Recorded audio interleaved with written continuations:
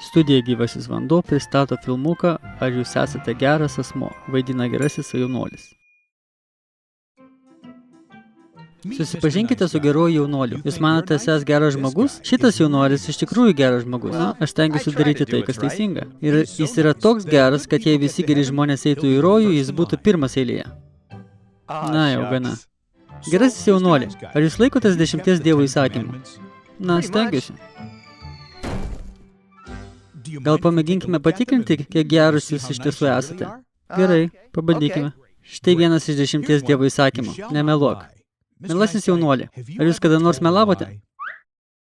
Na, taip, bet kasgi šito nepadaro. Kaip vadinasi žmogus, kuris sako netiesą? Melagis? Gerai, aptarkime kitą įsakymą. Nevok. Ar bent kartą esate paėmę tai, kas jums nepriklauso? Ne, niekada. Bet jūs tik pripažinote, kad esas melagis? Na, taip, kartą dar būdamas vaikas pavagiau saldainį. O kaip vadinamas tas, kuris vagia? Vagis. Gerai, aptarkime dar vieną įsakymą. Nesvetimauk.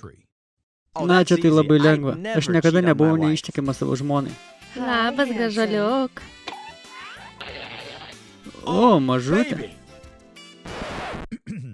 Jėzus mokė, jog tas, kuris žiūri į moterį geisdamas jos, jau svetimavo su jie savo širdyje.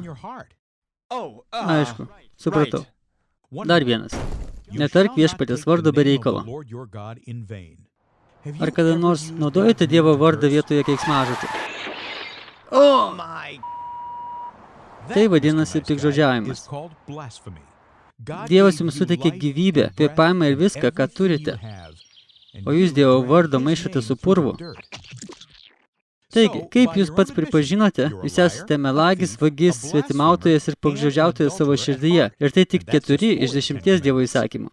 Gerai, aš nesu toks tobulas. Na, iš tiesų viskas yra kiek blogiau nei tai.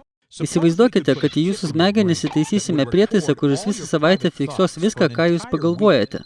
O po to viešai ir dideliame ekrane visą tai parodysime jūsų draugams ir giminaičiams.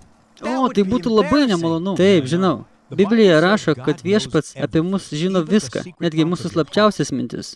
Bet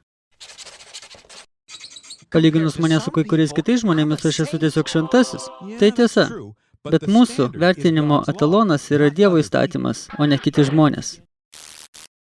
Tarp kitko, jei jūs per dieną nusidedate tik 5 kartus, tai per metus susidarys net 1825 nuodėmės. Jei jūs pragyvensite 70 metų, jūs sulaužysite Dievo įstatymą daugiau nei 127 kartus. Teismo dieną jums teks atsiskaityti už kiekvieną nuodėmę. Biblijoje rašoma, kad kiekvienas iš mūsų turės atsiskaityti viešpačiui už savo nugyventą gyvenimą. Bet viešpats man atleis, argi ne taip? Na kągi, pabandykite tai patikrinti teisme. Aš žinau, kad pažeidžiau įstatymą. Bet ar mes negalėtume paprasčiausiai apie tai pamiršti? Tam pritarti ir tai pasielgti gali tik neteisus teisėjas. Teisingasis teisėjas pasakytų, teisingumas reikalauja, kad jūs atsakytumėte už savo nusikaltimus. Viešpats nėra korumpuotas teisėjas. Jis yra šventas, teisingas, jis nekenčia nuodėmės. Jėzus perspėja, kad teismo dieną visi, kurie nusidėjo prieš viešpatį, bus teisingai pasmerkti ir įmesti į ugnį, iš kur nebus jokios galimybės išsivaduoti. O, kaip tada bent kažkam papulti į rojų? Yra tik vienas kelias.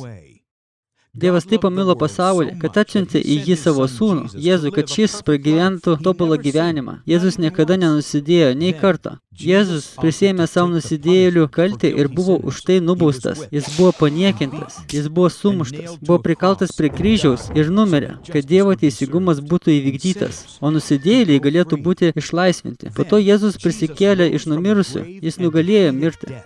Tu negali užsidirbti amžinojo gyvenimą. Tai Dievo dovana. Kiekvienam, kas nusižemins ir ateis pas Jėzų, jis atleis.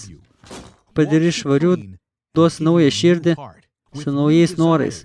Biblijoje rašoma, kad tas, kuris yra Kristuje, yra naujas kūrinys.